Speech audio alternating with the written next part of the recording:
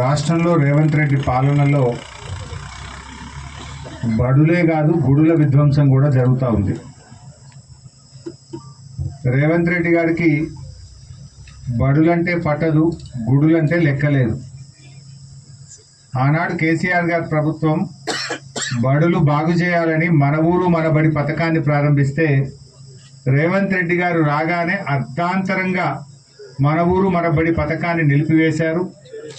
ఇవాళ బడులలో రేవంత్ రెడ్డి గారి పుణ్యమాని రోజు రోజుకు విద్యార్థుల సంఖ్య తగ్గుతూ పోతా ఉంది. రేవంత్ రెడ్డి పాలనలో ప్రభుత్వ పాఠశాలల్లో విద్యార్థుల సంఖ్య రోజు రోజుకు తగ్గిపోతా ఉంది. అంటే రేవంత్ రెడ్డికి బడులంటే పట్టదు, దేవుడు అంటే లెక్కలేదు. రేవంత్ రెడ్డి గారు ఎందుకు ఈ మాట అంటున్నాం? ఎవరైనా భగవంతుడు అంటే భక్తి ఉంటుంది, లేదంటే భయం అన్న ఉంటుంది. రెండూ లేనోడు రేవంత్ రెడ్డి.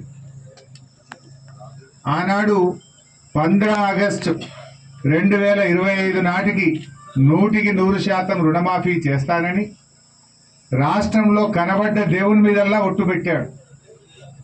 దేవుడి మీద ప్రమాణం చేసి మాట తప్పిన బహుశా భారతదేశంలో తొలి ముఖ్యమంత్రి రేవంత్ రెడ్డి. నిస్సిగ్గుగా ఇంకా ఉల్టా దబాయిస్తాడు, రుణమాఫీ అయిపోయింది అంటాడు. ఏ ఊరికే పోయినా ఆటన మందం కూడా కాలేదు. అంటే దేవుడు అంటే ఆయనకు ఒక భయము లేదు, భక్తి లేదు. కేసీఆర్ గారేమో దేవాలయాలు కట్టిండు, రేవంత్ రెడ్డి ఏమో దేవాలయాలను కూలగొడతా ఉన్నాడు. యాదాద్రి లక్ష్మీనరసింహస్వామి దేవాలయాన్ని అద్భుతంగా నిర్మించిన ఘనత కేసీఆర్ గారిది.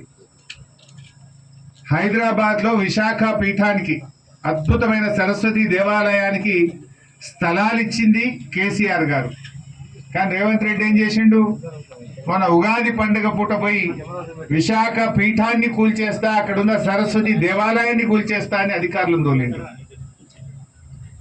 ఇవాళ వరంగల్ జిల్లా నర్సంపేట తాలూకా ఖానాపూర్ మండలం అశోక్ నగర్లో 800 ఏండ్ల కింద నిర్మించిన కాకతీయ రెడ్డిరాజులు నిర్మించిన గణపతి దేవుడు నిర్మించిన అద్భుతమైన శివాలయాన్ని కూల్చివేసినారు. ఇప్పుడు ఏదో బుకాయించే ప్రయత్నం చేస్తున్నారు. చూడండి, ఆ శివాలయానికి రక్షణగా పెద్ద కోటగోడ లాంటి కట్ట కట్టారు, ఆనకట్ట. ఆ కట్టను కూడా తొలుచుకుంటూ లోపలికి పోయినప్పుడే అర్థమవుతుంది ఇంత పెద్ద కట్ట ఎందుకు కట్టినారు. లోపల ఉండే శివాలయానికి రక్షణగా ఆల్ రౌండ్ అంత పెద్ద కట్ట ఆ రోజుల్లో కట్టారు. ఆ కట్టను ఏ రకంగా తొలిచారో మనం చూస్తున్నాం. ఆ కట్టను తొలుచుకుంటూ లోపలికి వెళ్ళి ఆ దేవాలయాన్ని కూల్చారు. ఇదంతా కూడా తెలియక జరిగింది కాదు, తెలిసే జరిగింది. ఎందుకు ఈ మాట అంటున్నామంటే, సరే రేవంత్ రెడ్డి గారికి కూల్చుడు కొత్త కాదు. హైదరాబాద్లో హైడ్రా పేరిట పేదల బతుకులు కూల్చిండు, పేదల ఇండ్లు కూల్చిండు, చివరికి దేవాలయాలు కూడా కూలుస్తున్నాడు. ఆయన ముఖ్యమంత్రిగా కట్టిందేమి లేదు, కూలగొట్టుడే తప్ప. పేదల ఇండ్లు కూల్చుడు, పేదల బతుకులు కూల్చుడు, దేవాలయాలు కూల్చుడు, మసీదులు కూల్చుడు, చర్చిలు కూల్చుడు. ఇవాళ ముఖ్యమంత్రి రేవంత్ రెడ్డి ప్రమాణ స్వీకారం చేసిన తొలినాలలో ఒక మాట నాకు గుర్తొస్తా ఉంది. నేను సెక్రటరియట్లో పోతే లంక బిందెలు ఉంటాయి అనుకున్నా, కానీ ఈయన సెక్రటరియట్లో చూస్తే లంక బిందెలు కనబడతలేవు అని మాట్లాడింది. రేవంత్ రెడ్డి ముఖ్యమంత్రి అయింది లంక బిందెలు ఎత్తుకోవడానిక? అందుకే ఆయన ముఖ్యమంత్రి అయిన తొలినాలలో ఏం చేసిందంటే, ఆ నిజాం కట్టడాలు ఉండే హైదరాబాద్ చుట్టూ ఆయన అనుయాయులను పెట్టి